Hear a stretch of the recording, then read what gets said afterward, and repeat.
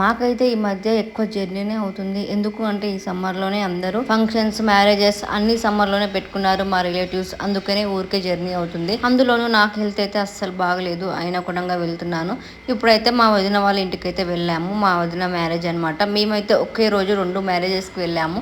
So ఎవరెవరు మ్యారేజ్కి వెళ్ళాము అని చెప్పి నేను లాంగ్ వీడియో అయితే అప్లోడ్ చేశాను. వెళ్ళి చూడని వాళ్ళు ఉంటే చూడండి. ఈ వీడియో కింద ట్యాగ్ చేస్తాను. ఇంకా మేము వెళ్ళేసరికి లాస్ట్ పెళ్లి కూతురు ఉంటుంది కదా, 5 days పెళ్లి కూతురు అని చేస్తారు కదా, ఇంకా లాస్ట్ పెళ్లి కూతురు చేసేసారు.